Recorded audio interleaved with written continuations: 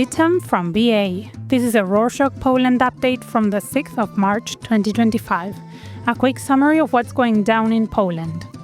Let's start with security updates. On Tuesday the 4th, President Duda spoke at a special UN General Assembly session about the Russian-Ukrainian war. He said that Russia's imperial ambitions threatened peace, sovereignty, and territorial integrity. Duda reflected on his time as president and pointed out that the threat from Russia has increased, particularly after its 2014 invasion of Ukraine. He said that this attack was the beginning of Russia's attempts to disrupt global stability. He commended Poland's security measures, saying that without them, Russia might have advanced further into Europe. Speaking of security, on Sunday the 2nd, hackers targeted the Polish Space Agency, or Polsa, and the country's cybersecurity services, trying to break into and disrupt their systems. The Ministry of Digital Affairs suspects the attackers were Russian.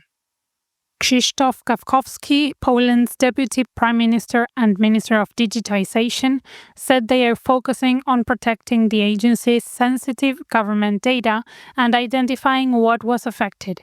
The National Computer Security Incident Response Team and the Ministry of National Defense are helping Polsa restore operations and find out who carried out the attack.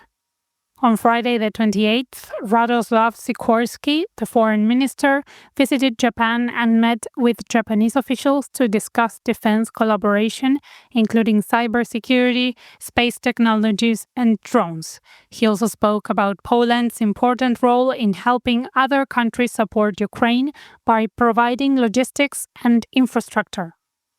At the same time, he pointed out how crucial it is for Poland to focus on protecting its borders, especially with Russia and Belarus. He also visited the Yokosuka naval base and toured the historic battleship Mikasa, a symbol of Japan's victory over Russia, to showcase Poland's interest in deepening military cooperation with Japan. Meanwhile, the investigation into the illegal use of Pegasus spyware by the Law and Justice parties to spy on opposition politicians from 2015 to 2023 is still ongoing. On Tuesday the 4th, the investigation commission fined Mariusz Kamiński, the former Minister of the Interior, and Maciej Wąsik, a deputy minister, 3,000 zloty, which is about $700, for refusing to testify in the parliamentary inquiry. Kamiński and Wąsik said the fines were politically motivated and that the inquiry was unconstitutional, citing a ruling from the Constitutional Tribunal. In more legal matters, on Tuesday the 4th, Poland's Central Anti-Corruption Bureau arrested 2 former leaders of the State Fire Service and 2 other senior officials in a case involving fake diplomas from Collegium Humanum University in Warsaw. According to the investigation, the university offered fake MBA programs that helped some officials advance in public administration and state-owned companies without having the necessary education. The Fire Academy, formerly known as the Main School of Fire Service, worked with Collegium Humanum to allow officers to enroll in these programs to gain promotions and higher positions. The investigation is still ongoing, with 58 people charged with a total of 321 offenses. Prosecutors encouraged those involved to come forward to potentially avoid harsher criminal charges. On Monday the 3rd, a medical court in Katowice, a city in southern Poland, suspended 1 doctor for 5 years and 2 others for 2 years for not providing necessary care, including not terminating a pregnancy, which led to the death of 30-year-old Isabella in 2021. The doctors did not perform an abortion due to the strict abortion law in Poland, despite the clear danger to her life. Some doctors are unsure about what qualifies as a legitimate threat to a woman's life, and others fear legal consequences, causing delays in care, since they take too long to determine if an abortion should be carried out. Isabella's death led to protests across Poland, as many blame the doctors' inaction for her death. The legal process is still ongoing, and the doctors may face prison sentences of up to 5 years. Next up, updates on the economy. On Wednesday the 5th, the Ministry of Funds and Regional Policy announced that Poland will create a new security and defense fund worth 30 billion zloty, which is nearly $9 billion, as part of the National Recovery Plan. This plan is Poland's strategic initiative to help the country recover economically after the COVID-19 pandemic. The fund will support projects with both civilian and defense purposes, such as the construction of roads and shelters. Additionally, it will help Polish defense companies boost their production capacity. The government will also shift some funds from the Green Transformation of Cities program to assist local governments in investing in similar projects. In other developments, on Wednesday, the UK Immigration Office announced that Polish citizens can apply for the Electronic Travel Authorization, or ETA, starting from the 5th of March, which will be mandatory from the 2nd of April. The ETA is a digital permit for entry or transit, allowing stays up to 6 months, but it doesn't allow work or permanent residency.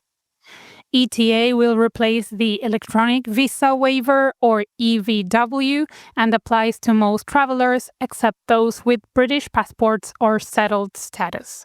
The application fee will increase from $12 to $16, and processing may take up to 3 business days.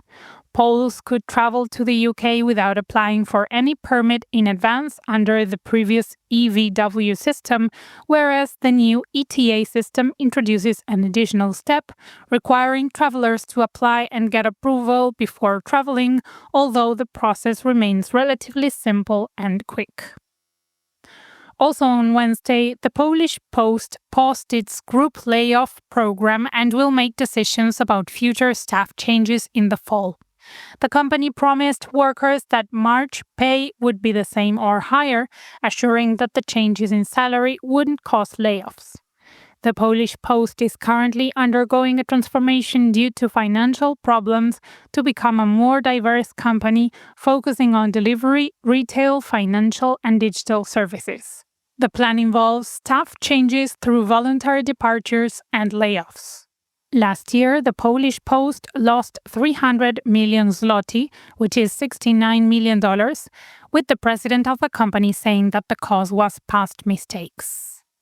On a positive note, on Monday the 3rd, TVP, Poland's state television, launched a new Ukrainian language channel called Slava TV, aimed at Ukrainian viewers worldwide.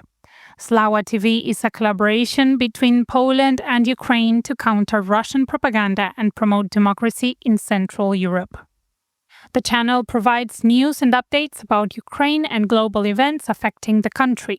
It also covers Ukraine's EU and NATO goals and shows Poland's views on its relationship with Ukraine. The channel broadcasts daily with 2 time slots, from 11 a.m. to 4 p.m. and 9 p.m. to 10 p.m. Warsaw time. On the same day, Foreign Minister Sikorski congratulated Kieran Culkin on winning the Oscar for Best Supporting Actor in A Real Pain. The film, shot in Poland and co-financed by the Polish Film Institute, follows Culkin's character Benji Kaplan as he travels through Poland with his cousin David Kaplan, who Jesse Eisenberg portrays, to honor their late grandmother. The story explores loss, memories, and self-discovery while also connecting to Polish history and Jewish heritage. Sikorski praised the film's universal message and its role in showcasing Poland's cultural and historical landscape to a global audience. On that note about Jesse Eisenberg, on Wednesday the 5th, President Andrzej Duda granted the American actor with Polish Jewish roots Polish citizenship during his visit to the U.S. President Duda praised Eisenberg for honoring his heritage and reconnecting with Poland. Eisenberg thanked Polish historians at the Majdanek concentration camp memorial in Lublin in eastern Poland for their work in preserving Holocaust history. And that's it for this week. Thank you for joining us. Don't forget to hit the subscribe button. But don't worry, subscribing to the Rorschach Poland update is absolutely free. By subscribing, you can help us grow and keep making the updates that you love. Listen to our updates on your favorite podcast platform. Do zobaczenia!